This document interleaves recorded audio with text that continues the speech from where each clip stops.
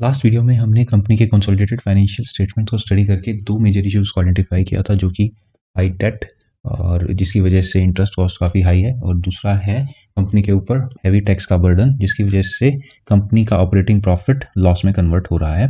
और इसके बाद हम लोग जब ऑडिटर रिपोर्ट पर आते हैं तो ऑडिट रिपोर्ट में ऑडिटर्स ने दो पैराज को आइडेंटिफाई किया है जिसके ऊपर उन्होंने एम्फेसिस डाला है। एक तो है कंपनी रिगार्डिंग कंपनी की सब्सिडरी नया रायपुर, और दूसरा है भटिंडा वेस्ट मैनेजमेंट सब्सिडरी।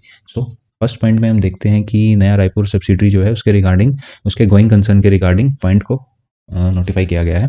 तो जब इसके रिगार्डिंग हम लोग थोड़ा डिटेल में स्टडी करते हैं तो हमें पता चलता है कि जो नया रायपुर सब्सिडरी है ये कम्प्लीटली हम कह सकते हैं इसके अंदर कोई बिजनेस चल नहीं रहा है एज ऑन डेट, क्योंकि कंपनी जिस पर्पज़ के लिए बनाई गई थी वो पर्पज़ कंप्लीट हो चुका है। कंपनी का काम था एक वाटर सप्लाई इंफ्रास्ट्रक्चर बनाना, जो कंपनी ने 5 साल के अंदर कंस्ट्रक्ट कर दिया था, और 2018 में उसका अर्नम कंप्लीट हो चुका था। कंपनी के पास 5 साल के लिए कंसेशन एग्रीमेंट था, और उसके कंप्लीशन के बाद कंपनी को वो इंफ्रास्ट्रक्चर स्टेट गवर्नमेंट को या फिर म्यूनसिपल कॉर्पोरेशन को ट्रांसफ़र करना था, जो कंपनी ने ट्रांसफ़र कर दिया है, और उसके बाद कंपनी का रोल वहाँ खत्म हो गया है। तो कंपनी के पास अभी कोई रेवेन्यू बचा नहीं है, ऐसा ही मैनेजमेंट ने डिस्क्लोज भी किया है।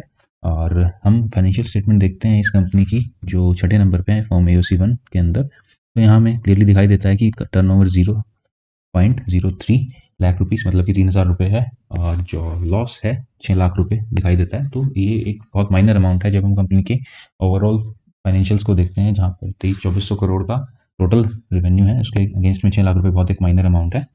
तो इसे एक नेग्लिजिबल अमाउंट हम लोग बोलेंगे। सेकंड पॉइंट पर हम आते हैं, जहाँ ऑडिटर ने भटिंडा वेस्ट मैनेजमेंट जो सब्सिडरी है उसके रिगार्डिंग पॉइंट को एम्फेसाइज किया है।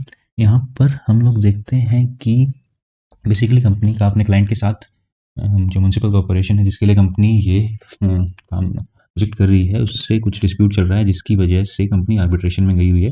और डिटेल में स्टडी करने पर हमें पता चलता है कि आर्बिट्रेशन में ओनली कंपनी को 183 लैक्स का ही क्लेम मिल पाया है, और मोस्टली जो आर्बिट्रेशन का जजमेंट गया है वो कंपनी के अगेंस्ट में गया है, और जिसके लिए कंपनी फर्दर लीगल रिजोल्यूशन ढूंढ रही है।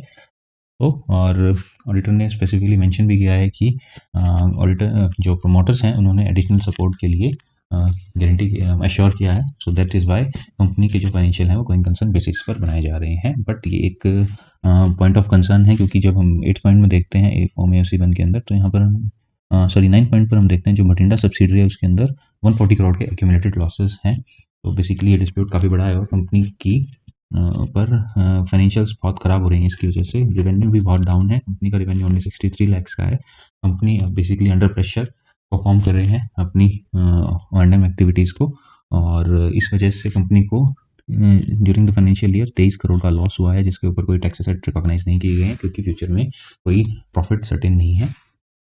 सो ये एक मेजर इशू में ऐड हो जाता है। नेक्स्ट वीडियो में हम फर्दर अदर सब्सिडरीज को स्टडी करेंगे।